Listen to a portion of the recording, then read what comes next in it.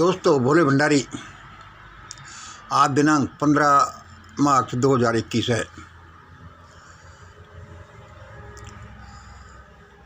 आज की देववाणी सुनिए।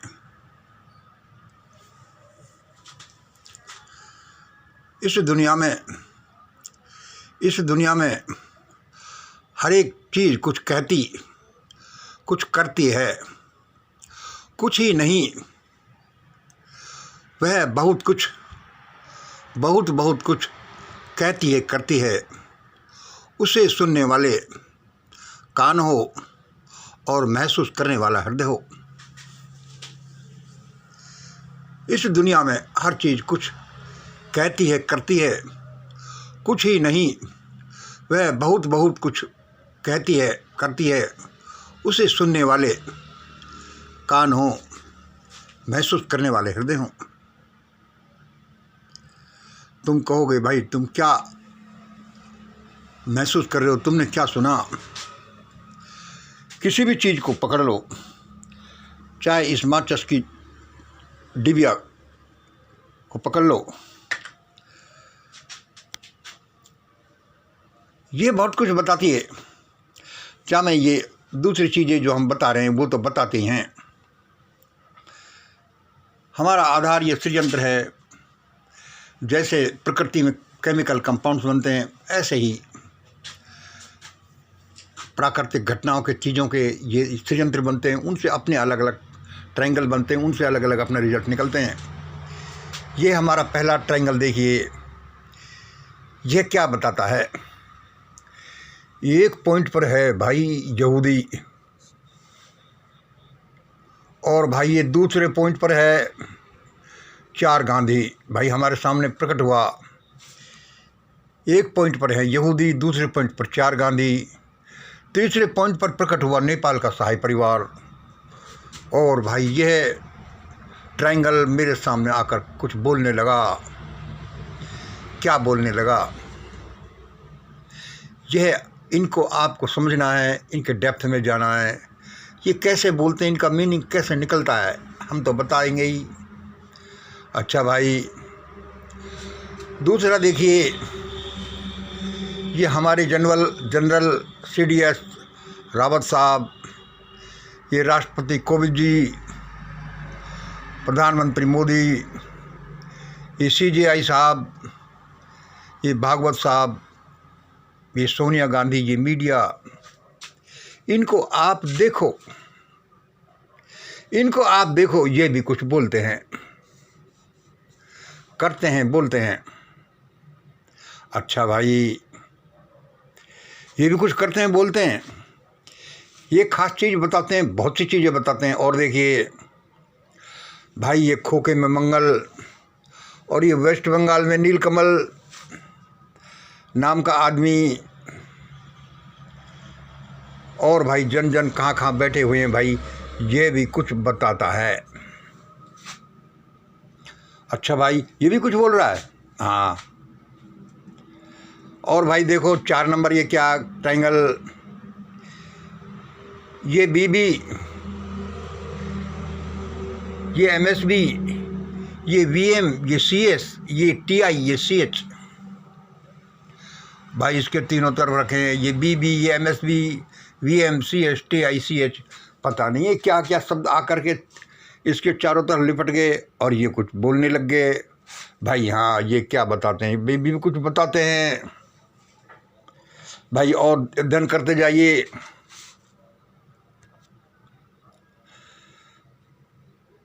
भाई ये और ट्रायंगल प्रकट हुआ। ये क्या कहता है कि एक पॉइंट पर क्या लिखा है भाई, 3 दिन तक लोगों का कत्लेआम होता रहा, 4000 लोगों का हुआ। ये तो ऑफिशियल गवर्नमेंट रिकॉर्ड है। दिल्ली में दूसरे नंबर देखिए इसका, भाई अपराधी अभी भी खुलेआम घूम रहे हैं। अरे भाई ये खूब। और भाई देखिए, और ये भी कह रहे हैं उनके इंचार्ज कि भाई PM तो मेरा बेटा ही बनेगा। अरे भाई, बड़ा भयानक ट्रायंगल है भाई। 3 दिन तक 4000 लोगों के कत्लेआम होते रहे, खुलेआम, और अपराधी अभी भी खुलेआम घूम रहे हैं और अभी भी ये कहते हैं कि पीएम तो मेरा बेटा ही बनेगा। अच्छा, और देखिए ये टिकैत साहब एक तरफ हैं, इसमें चुडूनी साहब हैं, दूसरी तरफ है 3 किसानी बिल, एमएसपी, बीएसपी, तीसरी तरफ है ईवीएम, पुलवामा एंड अन्य नेशनल प्रॉब्लम्स। मुझे मिले, मैंने कहा साहब नमस्कार नमस्कार।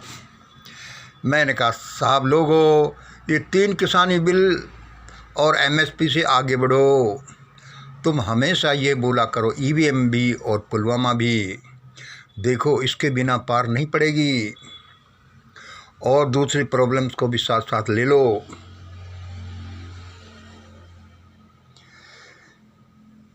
उनके मेरे बातचीत हुई, लंबी चौड़ी बातचीत, आप खुद ही से रिजल्ट निकाल सकते हैं कि ये ट्रायंगल क्या कहता है।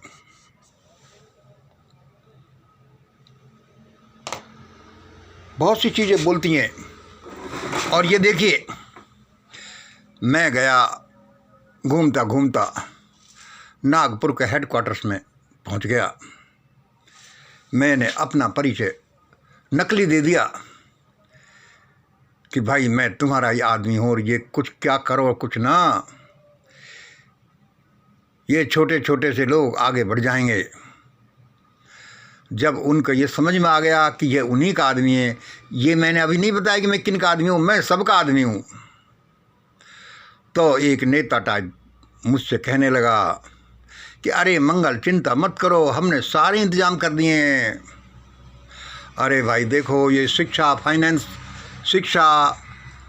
स्वास्थ्य, सब लोगों का हमने इंतजाम कर दिया है, सारे लोगों को ठिकाने लगा दिया है, घबराओ मत मंगल, अपना ही अपना राज रहेगा। मैंने कहा अच्छा भाई कैसे कैसे करोगे, ये छोटे छोटे लोग तो ऊपर आए जाते हैं, ये तो कान खाए जाते हैं, इनका कोई इंतजाम करो। मैंने उनसे पूछने के लिए कहा, अरे मंगल क्या चिंता करते हो, ये देखो ना शिक्षा कोई देख लो। अच्छा, ये तो नाश जाए उन अंग्रेजों का जो ये शिक्षा के दरवाजे सबके लिए खोल गए। भाई अब जब खोल गए, वरना हम थोड़ी ऐसा होने देते। भाई अंग्रेज तो बहुत बुरे थे, क्या चलाकर चले गए, सारे लोग पढ़ेंगे। मैंने कहा भाई अब पढ़ गए तो पढ़ गए, लेकिन अब क्या करें, ये तो पढ़ते ही जा रहे हैं। अरे भाई हम सारी गवर्नमेंट शिक्षा प्रणाली को भसोट कर रहे हैं और प्राइवेट शिक्षा प्रणाली को इतना महंगा कर रहे हैं कि गरीब आदमी तो पढ़े नहीं। अच्छा भाई बड़ा इंतजाम कर दिया, और क्या कर रहे हैं, और ये मुरली मनोहर जोशी और देखो हमारे ये कपिल सिब्बल साहब ने क्या किया, 8वीं तक कोई भी लड़का फेल नहीं होगा। भाई इससे क्या हो जाएगा, अरे भाई 8वीं तक फेल नहीं होगा तो वह ठोठ होकर 9वीं में जाएगा, फिर वह क्या कर लेगा। मैंने कि भाई वाह, बड़ा ज़बरदस्त तीर चला। और मान लो भाई फिर भी कोई आगे पड़ गया, भूला बिसरा, तो हमने उसका भी इंतज़ाम कर लिया है। उसने कहा भाई क्या इंतज़ाम कर लिया है, मान लो कोई ऐसे भी नहीं रुका पड़ता हुआ, तो देखो उच्च शिक्षा तो वो नहीं ले पाएगा, क्योंकि हमने आईआईटी की फीस 3 लाख से बढ़ाकर 15 लाख कर दी है, मेडिकल की फीस 5 लाख से 45 लाख कर रहे हैं। बता फिर ये गरीब छोटे छोटे लोग कैसे पढ़ पाएंगे। मैंने कि भाई अच्छा इंतज़ाम कर दिया। मान लो फिर भी भाई कोई पड़ जाता है तो क्या करेंगे, फिर भी क्या करेंगे, अरे क्या करेंगे, फिर हमारा आगे का इंतजाम देखिए। हमने लेटरल एंट्री करा दी, शुरू कर दिया। भाई ये मैंने सुना, मैंने कि भाई ये लेट कर एंट्री क्या होती है? उसने कहा अरे यार मंगल तू कहाँ से आया यार, लेट कर नहीं, लेटरल लेटरल। अच्छा मैंने कि भाई लेट कर लेट कर। अब भाई मैं क्या करूं, मैं बहुत दूसरा आदमी, वो कुछ बोलते हैं मेरे तो समझ लेट कर एंट्री समझ में आता। अच्छा भाई बता दो ये जो है ये टर्मिनोलॉजी है, इसका क्या मतलब है? इसका मतलब ये है कि हम प्राइवेट लोगों में से लेंगे, कंपनियों में से, और प्राइवेट कंपनियों में हमारे ही लोग हैं। मैंने कि भाई सब बड़ा ज़बरदस्त इंतज़ाम है। और मान लो भाई फिर भी कोई गरीब गुरबा छोटा कोई आ जाता है तो क्या करोगे? अरे भाई फिर हमारे इंटरव्यू सिस्टम नहीं देखा आपने? हमको एक बार पता चल जाना चाहिए कि वो कोई छोटे लोगों का, गरीब लोगों का तो नहीं आ गया, फिर उसको इंटरव्यू में बसौट कर देंगे। मैंने कही भाई वाह क्या कहने, तुम तो सचमुच में भक्त हो। मान लो भाई फिर भी कोई आ जाता है तो, फिर भी आ जाता है तो क्या करेंगे? उसके लिए काला पानी और काली पोस्टें हैं, हम ऐसी जगह भेजेंगे और तिल तिल करके ही मर जाएगा, देखे कोई कैसे आगे बढ़ जाए। दोस्तों एक मैंने 7 नंबर का एक्सप्लेनेशन कुछ दिया आपको, मैंने इनको नहीं बताया। ये सब क्या कहते हैं, ये सब क्या कहते हैं? लेकिन जो भी ये कहते हैं, मैंने भारत में क्या देखा? मैं सुबह सुबह 3-4 बजे खड़े होकर क्यों चिल्लाता हूँ, क्या चिल्लाता हूँ? मैंने ये सब देख करके मैंने भारत के आकाश में क्या देखा? मैंने कि भगवान क्या होगा इस देश में? मैंने देखा भारत के आसमान में लिटिल बॉय से भी हजारों गुना शक्तिशाली, भारत के आसमान में लिटिल बॉय से भी हजारों गुना शक्तिशाली बिग बॉय क्यों उड़ रहे हैं? अरे अब मेरे समझ में आया कि भारत के आसमान में लिटिल बॉय से भी हजारों गुना शक्तिशाली ये बिग बॉयज क्यों घूम रहे हैं, क्यों उड़ रहे हैं? अब मेरे समझ में आया जब मैंने इनका अध्ययन किया। दोस्तों यह सब देखकर आप क्या कहेंगे? यही कहेंगे कि भाई इस आसमान में उड़ते हुए पंछी जैसे ये लिटिल बॉय की जगह बिग बॉय जो हैं इनको भगाओ, और मैं यही कर रहा हूँ। कोई जाने या नहीं जाने, सुने या नहीं सुने, ये उनका काम है। परमात्मा ने मुझे यही हुक्म दिया है, और मैं कई दशकों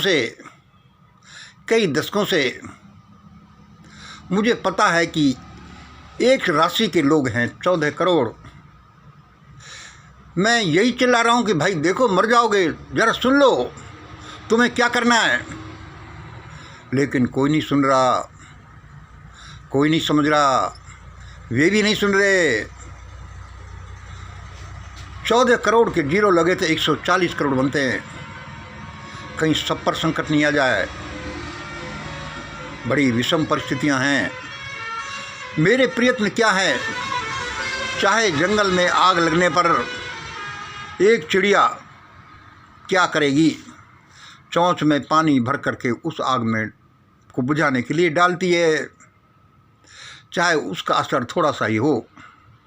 लेकिन हो सकता है कोई ऐसी चेन स्टार्ट हो जाए कि उस मेरी जैसी चिड़िया को देख करके दूसरी चिड़िया आ जाएं, और उन सब के सम्मिलित प्रयासों को देखकर सारे लोग आदमी भी आ जाएं।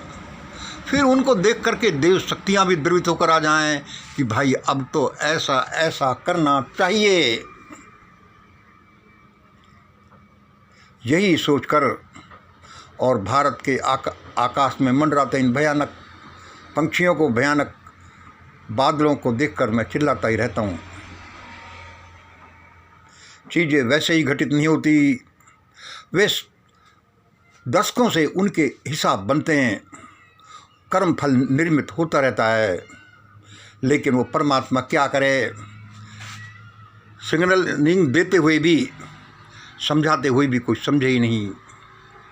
परमात्मा ने अपने बच्चों को, मानवों को क्या शरीर दिया है, क्या अद्भुत फिनोमिना है ये। हाथ, कान, नाक, सब चीज़ देखिए, एक एक चीज़ अद्भुत है। और वह करता क्या है? वो यही करता है कि छोटे असहाय जीवों को मारो और खाओ। जिनको मार नहीं सके उन बराबर के भाइयों को गुलाम बनाओ, मत पढ़ने दो, मत खाने दो, रास्तों से भी नहीं निकलने दो। फिर लोग मरे नहीं तो क्या करें? ये देखो 2013 में जब ये उत्तराखंड ट्रेजेडी हुई, 20,000 का तो आंकड़ा सरकारी है कि लोग मारे गए। और उनमें वे लोग थे लखपति, करोड़पति, अरबपति, जो कम से कम 20-50 हज़ार खर्च करके वहाँ जा सकते थे। गरीब तो वहाँ गए ही नहीं। मैंने भगवान से पूछा कि भगवान ये तुमने क्यों किया? उसने कहा मैं क्या करूँ, ये लोग हैं इसके लायक। उस पवित्र भूमि को एक रंडी खाना बना दिया, एक वैश्यागृह बना दिया। सब देखो हाहू कर रहे हैं। यदि आप सुन रहे हो तो सुन लेना, कहीं ये लिटिल बॉय से भी हजारों गुना शक्तिशाली बिग बॉय भारत की ज़मीन पर गिर नहीं पड़े। और ये आवाज़ नहीं सुनी गई तो ये गिरेंगे। लेकिन चूंकि परमात्मा ने ये वाणी दी है, ये मत समझना ये कोई मंगल वाणी, मंगल से कोई मतलब नहीं है। ये थोड़ा बहुत अंश मंगल का भी है, जन जन का भी है, उन सूक्ष्म आत्माओं का भी है, वो एलियंस का भी है, देवपुत्रों का भी है, परमात्मा का किस किस का है। सुन लो तो बच जाओगे, नहीं तो कोई गारंटी नहीं है।